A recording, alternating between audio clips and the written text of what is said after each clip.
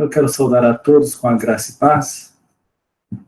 Estamos mais uma vez aqui para podermos meditar na palavra do Senhor, para podermos desfrutar, né, das bênçãos que Deus tem derramado sobre nós, que essa liberdade de podermos estar falando do Senhor, a liberdade de podermos estar meditando na palavra, é um presente que nós temos, né?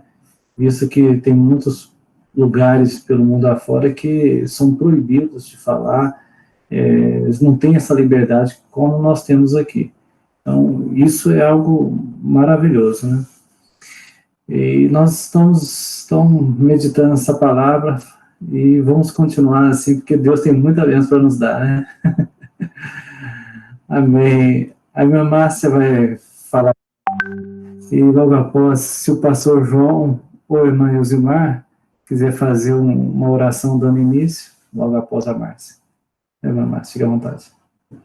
Amém. Eu gostaria de dar boas-vindas a todos à nossa escola bíblica dominical. Que Deus abençoe a cada um, que possamos entender, valorizar e compreender a importância desse momento, porque quanto mais nos expomos à palavra de Deus, seremos e somos impactados por ela, somos transformados e abençoados. Então, que essas quartas-feiras estejam no nosso coração, né, que a gente não se esqueça desse compromisso, primeiramente com Deus, e que sejamos muito abençoados, que Deus abençoe grandemente a vida do pastor Éder, que vai ministrar a aula de hoje também, e que possamos permanecer, irmãos, firmes nesse propósito de aprendermos, de estarmos conectados com o Senhor, com a sua palavra, e sermos transformados, abençoados e edificados. Deus abençoe a todos, que estejamos com o nosso coração bem aberto, com a nossa mente atenta, os nossos olhos e ouvidos, também para que possamos aprender mais e mais do Senhor. Deus abençoe a cada um. Amém. Amém. Deus, nós te louvamos e te adoramos, porque nós estamos reunidos em teu nome.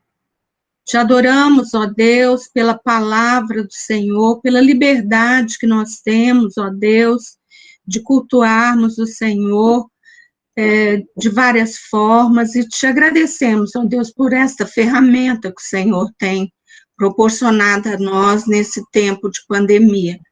Agradecemos ao Senhor pela vida do pastor Éder, da sua família, abençoamos a sua vida com toda sorte de bênção, e somos gratos a Ti, ó Deus, pelo tempo que Ele gasta preparando os estudos para nos abençoar. Deus, te adoramos pela Tua palavra, pelas Tuas promessas. A Tua palavra é mais doce do que o mel e o destilar dos favos. Céus e terra poderão passar, mas Tua palavra jamais passará. E nós te adoramos, Senhor, porque a Tua palavra é sempre nova para os nossos corações. E queremos, ó Deus, que o Senhor fale ao nosso coração, Senhor, durante este tempo que estamos reunidos. Abençoa também cada um dos nossos irmãos que estão participando, as suas famílias, e desperta outros, Senhor, desperta toda a Tua igreja, Senhor, para que cada um tenha sede, ó Deus, de ouvir do Senhor através da Tua palavra. Em nome de Jesus. Amém. Amém. Amém. Amém, irmãos. Nós estamos, então, meditando na palavra do Senhor, né? E a nossa palavra é que... Deixa eu tirar o microfone que está dando... Nós estamos falando sobre a saída do povo do Egito, né? Estamos dando continuidade, né, a essa apostila que nós estamos seguindo, né? Sobre a antiga aliança, né? A antiga aliança é uma bênção que nós temos recebido, e quem escreveu foi um abençoado, Deus abençoou muito. E de uma forma especial, então, nós temos desfrutado deste presente que nós recebemos. E falando a respeito dessa saída, a maneira pela qual Deus operou no passado, o meditar nesta palavra nos ensina claramente que vale a pena confiar no Senhor, vale a pena esperar. Aquele povo que estava ali cativo, eles clamaram ao Senhor, Deus ouviu o clamor e operou com mão forte de várias maneiras, vários sinais, as pragas no Egito, a saída do povo, a passagem do mar, ali do Mar Vermelho, o mar se abriu, e agora nós estamos já aprendendo, né, compreendendo um pouco mais sobre essa caminhada no deserto. Eles tinham, lógico, poderiam ser um caminho bem mais curto, mas Deus, ele passou aquele povo por um caminho diferente, um caminho maior, para que o povo pudesse compreender que Deus está no controle de todas as coisas. É bem certo que quando nós olhamos na palavra, nós podemos ver que se aquele povo tivesse passado por um caminho mais curto, certamente eles tinham enfrentado os filisteus e teriam morrido ali, porque eles não eram adestrados, né, na guerra, eles não sabiam mexer com isso. Então Deus, ele prepara um caminho maior, um caminho mais extenso, onde eles enfrentaram lutas, vários problemas, mas com toda certeza Deus continuou operando sobre aquele povo.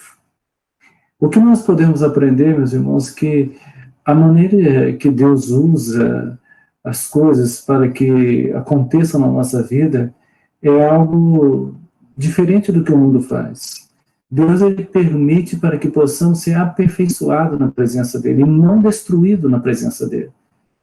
Ele não deixou o povo ir para um caminho maior, né, mais extenso, simplesmente para ver o povo sofrer. Não, não foi para isso. Ele permitiu para que o povo pudesse entender o cuidado que Deus tem. E o ensino que nós temos é que, quando nós passamos por lutas, passamos por problemas, nós descansamos no Senhor e aprendemos, né, a desfrutar no momento que a bênção chega. Aprendemos a esperar no Senhor. Seja qual for a luta, seja qual for o problema que nós enfrentamos, nós entendemos, olha, Deus, ele está à frente de todas as coisas. Ele está olhando, ele está contemplando, ele está me ensinando, porque o povo aprendeu lá no passado. Quando nós falamos sobre esta palavra que Deus deu, falamos na aula passada, né, e ainda estamos falando sobre o decálogo, né, os 10 mandamentos, nós podemos ver o cuidado que o Senhor teve com aquele povo em dar esse presente para que eles pudessem, então, usá-lo de uma forma bem direta, uma intimidade com Deus, ouvindo a voz do Senhor através do decálogo, através dos 10 mandamentos, e não só também o decálogo, mas a palavra que Deus deu a Moisés, para que então se tornasse na chamada lei mosaica, né? E desta maneira Deus estava instruindo o povo, instruindo, olha, vocês vão fazer assim, assim, assim, porque é dessa maneira que o meu nome vai ser glorificado. Nós estamos vivendo também um tempo que aprendemos a desfrutar desta palavra. Paulo, né, muitas vezes ele falou a respeito deste momento passado. Ele ensinava o povo e falava a respeito do pacto que Deus fez com este povo, desde ali de Moisés até agora Jesus Cristo. Então, a partir daí, desse momento que Jesus, ele vem, ele morre, e ele nos dá, né, antes nos dá um novo mandamento, ou seja, tudo que passou foi para um ensino deste momento, daquele tempo para aquele povo. A partir de Cristo, nós passamos a ter um novo e vivo caminho. Passamos a ter um novo mandamento, um mandamento que Jesus tem nos ensinado a cada dia através do Espírito Santo. Paulo, ele descreve, né, de uma forma bem clara a respeito da palavra lei de 3 formas diferentes, né?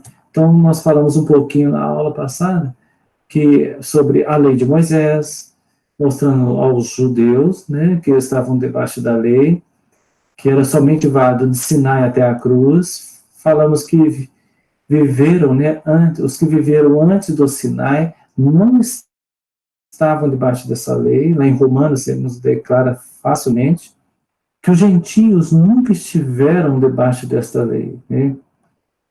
Também que os cristãos sob o novo pacto não estão debaixo dessa lei. É o que nós estamos vivendo. Foram 3 aspectos, né? E agora o segundo que mostra é a lei de Deus. Então existe uma transcendental eterna, né?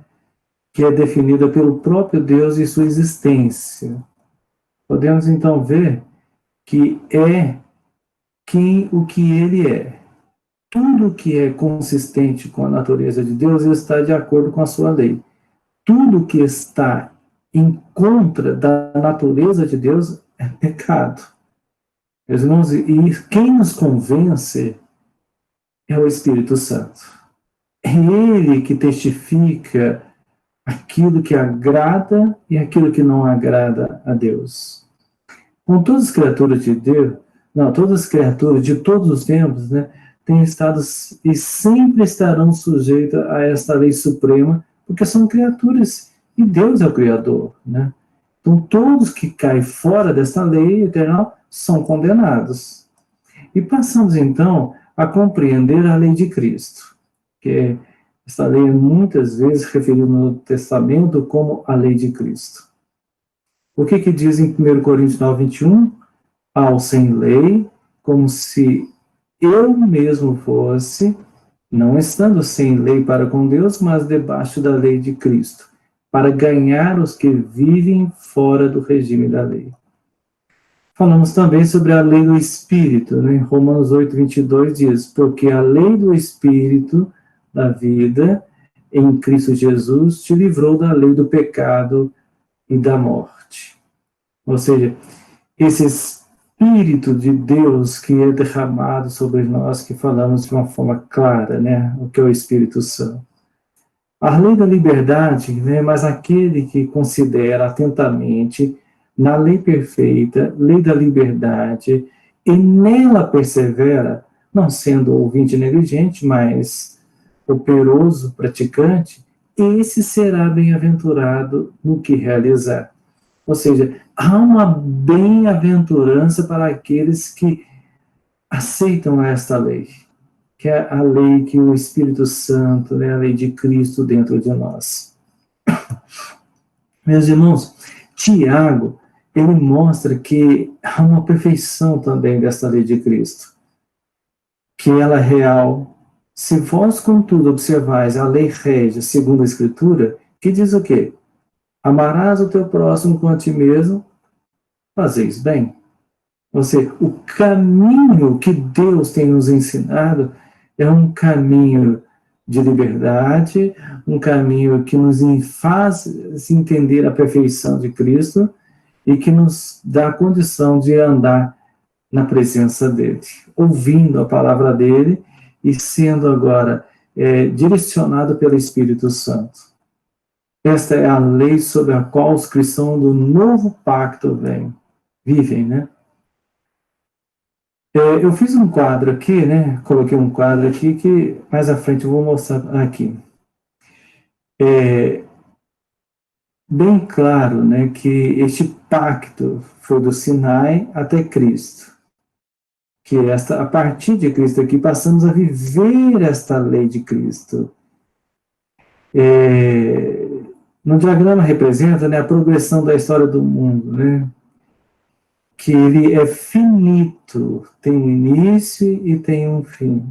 Agora, a lei transcendental de Deus, ela é eterna, né?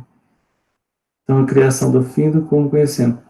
Vemos que desde o tempo de Adão até Moisés, no Sinai, a lei de Moisés ainda não estava em efeito. Ainda assim, pecadores eram condenados pela lei eternal e transcendental de Deus. Em Romanos, meus irmãos, nos traz uma palavra muito interessante e importante, que diz assim, olha, portanto, assim como por um só homem entrou o pecado no mundo, e pelo pecado a morte, assim também a morte passou a todos os homens, porque todos pecaram. Porque até ao regime da lei havia pecado no mundo. Mas o pecado não é levado em conta quando não há lei. Os irmãos viram nesse versículo? Ó, pecado não é levado em conta quando não há lei. Entretanto, reinou a morte desde Adão até Moisés, mesmo sobre aqueles que não pecaram à semelhança da transgressão de Adão, o qual prefigurava aquele que havia de vir. Meus irmãos, Deus ele trata com aquele povo, né, com um cuidado muito especial. Como também nós também somos tratados com um cuidado muito especial no tempo chamado hoje. O olhar do Senhor, ele está sobre a nossa vida. Voltamos, os cristãos sob o novo pacto que viveram e vivem depois da cruz não estão debaixo da lei de Moisés. E isso, meus irmãos, é algo muito sério e que precisamos compreender isso. Nós não estamos debaixo da lei de Moisés. Esses cristãos vivem debaixo de um melhor pacto com um melhor mediador, melhores promessas e melhor lei. Moisés foi um mediador entre Deus e Israel, mas Cristo é o mediador supremo entre Deus e o homem. Uma coisa muito especial, que hoje nós aceitamos Jesus como nosso único e eterno Salvador e passamos a andar nos seus mandamentos. Moisés foi usado para revelar alguns aspectos de Deus, mas Jesus Cristo é a revelação suprema de Deus. A Moisés foi dada uma lei que veio com glória, mas Jesus Cristo é o legislador supremo. É uma bênção, né? Hoje nós estamos vivendo um tempo especial. A lei de Cristo, com uma glória que sobrepassa a lei de Moisés, né? Assim como Jesus, meus irmãos, é a maior revelação de Deus. Também a lei de Cristo é a maior revelação eternal e transcendental de Deus. E desse jeito prosseguimos aqui, né? O próximo slide aqui é uma conclusão que nós podemos chegar a respeito do decálogo, né? Foi dado aos israelitas com uma representação da aliança firmada no Sinai. Ou seja, o povo precisava de um sinal, precisava de algo que eles tinham uma proximidade, e Deus deu. Meus irmãos, e desta maneira também, nós temos o Filho de Deus, que foi enviado para nos dar também toda certeza de salvação, toda certeza de vida eterna. Representa, né, parte do querer de Deus, ou seja, o decálogo, né, com aquele que deseja relacionar com ele, por intermédio de Jesus Cristo, mediador de uma nova aliança no seu sangue. Ou seja, é preciso querer. Não tem como, né, a pessoa ela ter um conhecimento a respeito de Deus, a respeito de Jesus, a respeito do Espírito Santo, se no seu coração não há um desejo de querer relacionar-se com o Senhor. Não tem como, tem que partir da pessoa.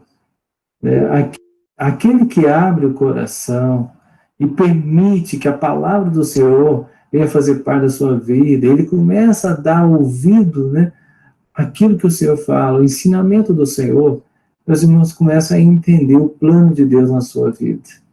E este plano que Deus tem para nós se chama salvação.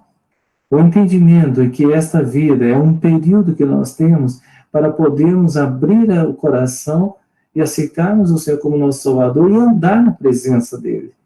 É algo especial que nós temos para podermos, então, tomarmos uma decisão nessa caminhada, né? Então, meus irmãos, falando ainda sobre o decálogo, ele não perdeu o valor, pois consiste de princípios que continuam a reger as relações com o Criador e com o semelhante. Então, os irmãos, percebam bem, ele consiste de princípios que continuam a reger as relações com o Criador e com o semelhante. Nós temos os princípios. E o princípio que o Senhor nos dá é a sua palavra. É o entendimento do caminho verdadeiro que nos levará à vida eterna, que se chama Jesus, através do Espírito Santo, através da sua palavra, né? Então nós vamos tomando posse e entendendo esses princípios. Ele diz assim, como toda a lei mosaica, o decálogo foi aperfeiçoado por um mandamento mais excelente e de muito mais difícil observância, o novo mandamento dado por Jesus Cristo. Então, nós temos algo para obedecer. Como Deus falou no passado, então Ele tem falado também nos nossos tempos, no tempo de Jesus, com o seu andar, com o seu operar, e a palavra que saía da boca dele, e essa palavra que chega até nós, que é um novo mandamento. E o que diz esse novo mandamento? Lá em João 13, 34 a 35, diz assim a palavra: novo mandamento vos dou, que vos amei uns aos outros, assim como eu vos amei, que também vos ameis uns aos outros. Diz ainda, nisso conhecerão todos que sois meus discípulos, se tiverdes amor uns aos outros. Parece tão simples, né? Parece tão pequeno esse mandamento. De acordo com a lei de Moisés, são 613, né? Nós podemos ver que o nosso mandamento é muito menor. Mas uma coisa é certa, ele é bem mais difícil. Mas não é impossível. Porque a partir do momento que nós aprendemos o verdadeiro amor de Deus, o verdadeiro amor de Jesus, nós aprendemos a andar na presença dele e exercer, cumprir, colocar em prática o mandamento que ele nos deixou. Que vos ameis uns aos outros, assim como eu vos amei. Então, o amor do Senhor pela nossa vida é um amor incondicional. Ele nos amou primeiro. E o que ele passou foi morte, foi o seu sangue derramado, todo o sofrimento que ele passou, a sede, a fome, as dores, tudo isso foi para nos ensinar o que é o amor. Porque o que ele estava fazendo era amor. Um amor verdadeiro, não era um amor de troca, mas era um amor que estava sendo oferecido. É um amor primeiro. E foi desta maneira que Deus também nos amou. O amor do Pai para conosco é exatamente a entrega do Filho dele. Ele enviou o único Filho para morrer numa cruz e para nos dar a salvação. Então, meus irmãos, nós passamos a conhecer, então, o amor do Senhor e colocar em prática. E ele disse, todos que sois meus discípulos, se tiveres um amor uns aos outros.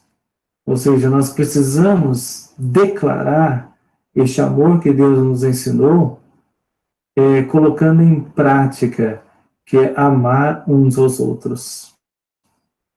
Continuando, meus irmãos, ainda diz assim, a ninguém fiqueis devendo coisa alguma, exceto o amor com que vos ameis uns aos outros. Pois quem ama o próximo tem cumprido a lei. Os irmãos, vejam que toda lei se resume no amor. Toda lei. E quem ama, anda conforme a palavra do Senhor. Quem ama trata o seu próximo conforme a palavra do Senhor.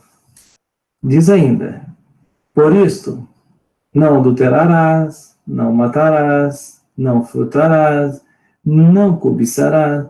E se há qualquer outro mandamento, tudo nesta palavra se resume: amarás o teu próximo como a ti mesmo. Parece pequeno, né? Mas é algo muito importante. Então, o amor não pratica o mal contra o próximo, de sorte que o cumprimento da lei é o amor. Os irmãos percebem que, para colocar em prática esse ensinamento do Senhor, ele está de uma forma muito clara, né, dito na palavra amor. Para colocar em prática o mandamento do Senhor, nós colocarmos em prática o que é o amor que o Senhor tem nos ensinado. Romanos 3:91. Nós falamos a respeito dos princípios, né? E também queremos mostrar o aspecto da lei mosaica. Lá em Êxodo 24, eu não coloquei aqui porque ia ficar grande na tela, mas eu vou ler aqui. Êxodo 24, de 4 a 8. Êxodo. Isso. Diz assim a palavra. 24, de 4 a 8. E Moisés escreveu todas as palavras do Senhor. E levantou-se pela manhã de madrugada e edificou um altar ao pé do monte, e 12 monumentos, segundo as 12 tribos de Israel. E enviou certos mancebos dos filhos de Israel, os quais ofereceram holocausto e sacrificaram ao Senhor sacrifício pacífico de bezerros. E Moisés tomou a metade do sangue e a pôs em bacias, e a outra metade do sangue aspergiu sobre o altar. E tomou um livro do concerto, e o leu aos ouvidos do povo. E eles disseram: tudo que o Senhor tem falado, faremos e obedeceremos. Então tomou Moisés aquele sangue e aspergiu sobre o povo. E disse: eis aqui o sangue do concerto que o Senhor tem feito convosco sobre todas estas palavras. Meus irmãos, este pacto do Sinai foi firmado com sacrifícios de animais. A leitura, né, dos mandamentos, a declaração do compromisso do povo em obedecer a Deus. Nós podemos ver que era algo que era demonstrado para todo o povo naquele momento ali, que era preciso, então, fazer esse sacrifício. Pus uma foto aqui para os irmãos verem. Como que foi esse pacto da lei? É um conjunto de mandamentos que tratam de diversas áreas da vida, não apenas de aspectos religiosos. A lei, meus irmãos, ela nos mostra que, então, foram 603 mandamentos, ou 613 mitzvot. É o nome dado ao conjunto de todos os mandamentos que, de acordo com o judaísmo, constam na Torá. De acordo com a tradição, de 613 mandamentos, 248 são mandamentos positivos, que ordenam que sejam realizadas certas ações, e 365 são negativos, na qual são condenadas certas ações. 365 responde ao número de dias, né, no ano, e 248 acreditavam os antigos hebreus ser um número de ossos ou órgãos importante no corpo humano, né? Hoje se sabe que são 206 ossos. Né? Mas eles tinham essa crença. Então, o esqueleto é um conjunto de ossos, né, de cartilagem que se interligam para dar a forma ao corpo. Um ser humano adulto possui comprovadamente 206 ossos.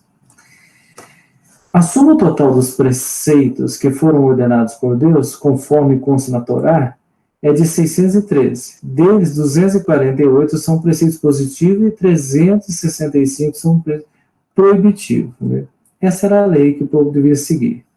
Ensina que a religião de Israel não consiste apenas de culto, sacrifício e celebração de festa, mas de um estilo de vida compatível com Yahvé, Senhor. O povo de Deus deveria refletir seu caráter santo, sua retidão e suas justiças. Né? Peraí.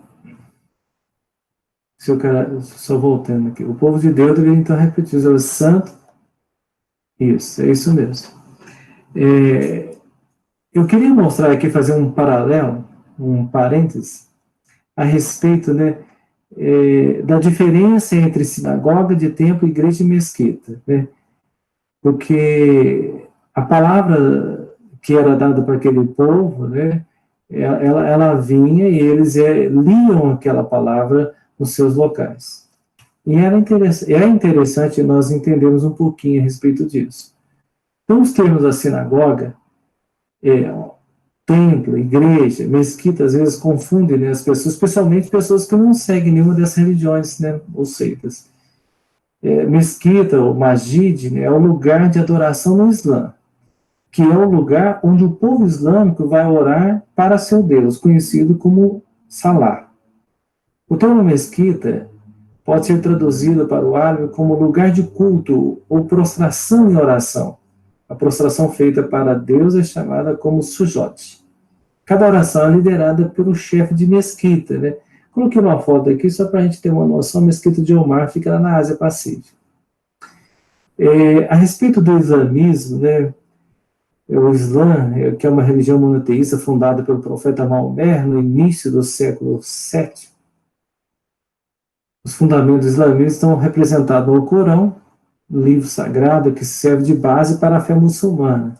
Eu achei interessante, irmão, nós fazemos um parênteses aqui para podermos compreender isso. A respeito do Islã, é uma palavra árabe que significa submissão, rendição, que se refere àqueles que obedecem a Alá, o único e verdadeiro Deus, segundo ele, o Criador, provedor, ceifador da vida. Né? Aquele que segue a fé islâmica é chamado de muçulmano. Eles têm o Corão. O Corão é o livro sagrado do islamismo. Segundo a doutrina islâmica, o Corão é a coletânea das revelações de Alá ao profeta Maomé, regido em árabe entre 610 e 632. Não é considerado um livro de inspiração terrena, mas as palavras exatas de Alá, revelada pelo anjo Gabriel, ao profeta Maomé. É interessante sabermos também sobre a sinagoga, que existem vários nomes para os lugares de culto judaicos. Sinagoga é um dos termos que se refere a um templo judaico. É basicamente casa de oração, onde o povo judeu reza junto. A palavra sinagoga foi derivada da palavra grega sinagoge, que significa juntos aprendizado ou treinamento. Sinagogas têm salas grandes, pequenas para oração, tem um grande espaço que pode ser usado apenas para orações, mas as pessoas vão lá apenas para culto. Sinagoga mais parece uma igreja, né? Em São Paulo nós temos a sinagoga de Bet-El. Aqui uma fotinha ali. A respeito de templo, um lugar de culto para seguidores de várias religiões, derivado do latim templum. É um lugar sagrado onde os fiéis de uma religião em particular acreditam, né, como a morada de Deus. Acredito. Cada religião diferente tem o seu próprio templo, pertencente à sua própria religião, como um templo hindu, templo judeu, templo budista, templo jain, templo pagão, etc. Existem diferentes métodos de construção de templos. A aparência, os materiais utilizados e a história por trás de cada templo são diferentes uns dos outros, né? E a igreja? A igreja é um lugar de culto para os cristãos. É um lugar onde o povo cristão reza diretamente a Deus, ora, né? Jesus, Maria, entre outros santos. O termo igreja é derivado da palavra grega, né? Kriakosion, que significa pertencer ou pertencente a um Senhor. Uma igreja pode ter muitas formas, mas geralmente igrejas são construídas na forma de uma cruz. Tem um círculo que representa a eternidade, um octógono, uma estrela, e assim podemos continuar. Voltando agora, a lei de Moisés, ela não é mais o antigo, código da humanidade. O patriarca Abraão, meus irmãos, conheceu na Mesopotâmia os códigos dos reis do antigo Império Babilônico, em Harã, em Canaã.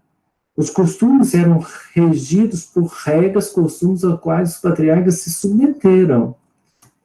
No Egito, os israelitas viveram sob os códigos ditados pelos faraós. Assim, a instituição da lei foi um processo natural. O povo, eles não tiveram dificuldade para poder tomar posse desta instituição da lei. Porém, a lei, era diferente dos demais códigos, porque contém revelação de seu autor, que é Yahvé, o Senhor. Embora, meus irmãos, sejam muitos mandamentos, destacam seus princípios e deveres fundamentais estabelecidos para reger o comportamento dos israelitas como nação, como povo organizado na terra em que herdariam, Porque Deus estava preparando aquele povo. Então, o princípio de liberdade era algo que precisava ser compreendido. A lei apresentava a igualdade de valor da pessoa humana e condenava a exploração ou degradação do outro. Ou seja, tinha a liberdade, mas precisava entender os seus limites. O princípio geral entre os hebreus era o de liberdade. Não era um povo escravo do Senhor. A escravidão não foi proibida, mas a lei estabeleceu limites para a condição servil. Eles tinham ali escravo naquele tempo? Tinha. E como que eram ali os limites? Se comprares um escravo hebreu, 6 anos servirá, mas ao 7º sairá fogo, de graça, ou seja, será livre. Êxodo 21, 2. E diz também o Levítico: também se teu irmão empobrecer, estando ele contigo, e vender-se a ti, não o farás servir como escravo. Como jornaleiro e peregrino estarás contigo, até o ano do jubileu te servirá. Então sairá de tua casa, ele e seus filhos com ele, e tornará a sua família a possessão de seus pais. Porque são meus servos, que tirei da terra do Egito. Não serão vendidos como escravos. Não te assenhorearás dele com tirania. Teme, porém, ao teu Deus. Quanto aos escravos ou escravas que tiverdes, virão das nações ao vosso derredor. Delas comprareis escravos e escravas. Bem esclarecedor, Diz assim: porém, se um escravo expressamente disser, eu amo meu senhor, minha mulher e meus filhos, não quero ser forro, então o seu senhor levará os juízes e o fará chegar à porta ou à ombreira, e o seu senhor lhe furará a orelha com uma sovela, e ele o servirá para sempre. Ou seja, haveria um sinal na orelha daquele escravo. É uma marca que ele chegou o tempo da carta de alforria, de ser livre, mas ele disse, não, eu amo meu Senhor e eu quero ficar aqui. Então, ele fazia um compromisso para sempre com o seu Senhor. Ele tinha um sinal na sua orelha. Qual que era o segundo? O princípio da retribuição. Meus irmãos, em caso de dano físico, nós estamos falando sobre os princípios da lei. Então, como que é que o povo iria andar na presença de Deus e colocar em prática a lei? Então, mostrando que haveria os princípios. Então, o segundo aqui que é o princípio da retribuição. Em caso de dano físico ou violência, a lei estabeleceu o princípio da retribuição proporcional. A falta e a pena deveriam ser equivalentes, porém, considerava-se a intencionalidade do ato. Olha que interessante. Quem ferir o outro, de modo que este morra, também será morto. Se alguém vier maliciosamente contra o próximo, matando a traição, tirá-lo-ás até mesmo do meu altar, para que morra. Quem ferir seu pai ou sua mãe será morto. Lá em Êxodo 21. Ainda continua, né? Diz assim: se dois brigarem, ferindo um ao outro com pedra ou com punho, e o ferido não morrer, mas cair de cama, se ele tornar a levantar-se e andar fora, apoiado ao seu bordão, então será absolvido aquele que o feriu. Somente lhe pagará o tempo que perdeu e o fará totalmente. Os irmãos podem ver que Deus ele orientou aquele povo a respeito do proceder, colocar em prática o que ele estava ensinando através da lei de Moisés. Deixa eu só confirmar aqui. 8:47. Senão o tempo passa, né? É interessante falarmos sobre o direito da propriedade.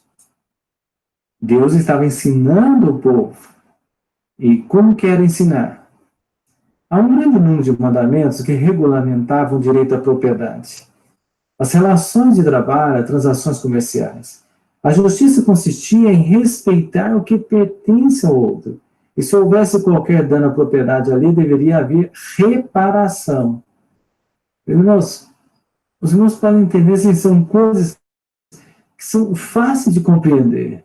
O que não pertence a nós, pertence ao outro. Né? Se estragamos, consertamos. Hoje, nós colocamos em prática isso que foi ensinado lá no passado. E é algo natural para o servo de Deus. Continuamos. Diz em Êxodo 22. Se alguém furtar um boi ou ovelha e abater ou vender, por um boi pagará 5 bois, e 4 ovelhas por uma ovelha. Se um ladrão for achado arrombando uma casa, sendo ferido, morrer quem o feriu, não será culpado de sangue. Se, porém, já havia sol quando tal se deu, quem o feriu será culpado do seu sangue. Neste caso, o ladrão fará restituição total. Se não tiver com o que pagar, será vendido por seu furto. Se aquilo que roubou for achado vivo em seu poder, seja boi, jumento ou ovelha, pagará o dobro. Se alguém fizer pastar o seu animal num campo ou numa vinha e largar para comer em campo de outro, pagará com o melhor do seu próprio campo e o melhor da sua própria vinha.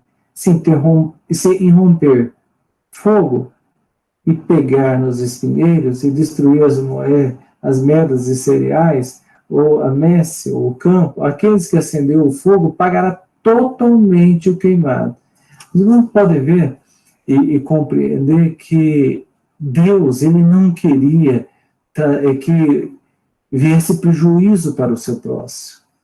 E isso o Senhor Jesus também nos ensinou, amar o teu próximo como a ti mesmo. Nós podemos ver, irmãos, que nós não queremos mal para nós. Também nós não queremos mal para o nosso próximo, né? E assim, através da sua palavra, Moisés ele vai falando a respeito destes princípios. O próximo aqui seria o princípio de moralidade sexual. Deus também orientou aquele povo como que deveria se comportar. Mas, meus irmãos, nós chegamos aqui a 8h50.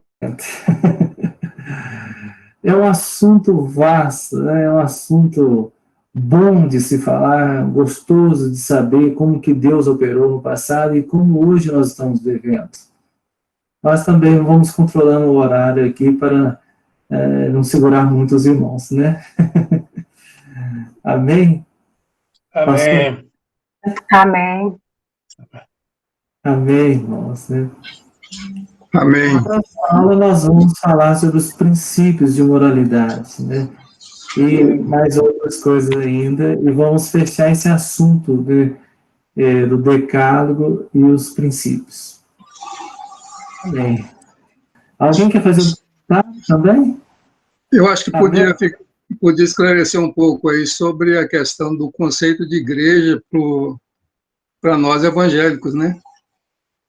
Ah, sim. Porque que Pode falar. não é simplesmente de um lugar de adoração, é mais o povo de Deus, né? É isso mesmo. Dos que foram salvos, é a Assembleia dos Santos. Amém. O pastor João fazendo aí, né, uma observação muito boa, né? Porque uma coisa é nós falarmos aquilo que é físico. O comentário o paralelo que eu fiz, os parênteses, a respeito de templo, sinagoga, né, igreja, mesquita, mostrando de algo físico, né, onde era tido como lugar de adoração, de servir ao seu Deus. E é bem certo que hoje nós temos um lugar físico, precisamos de um lugar físico, mas o maior significado de igreja nós entendemos que nós fazemos parte do corpo de Cristo. Nós somos a igreja de Cristo. Nós fazemos parte deste corpo. Cristo é o cabeça e cada um de nós somos membros deste corpo. Então, nós fazemos parte deste corpo, sendo que a constituição da igreja fiel, a igreja que está sendo preparada, a igreja imaculada, a igreja santa que está sendo preparada para morar com o Senhor. Eu sou igreja, você também é igreja.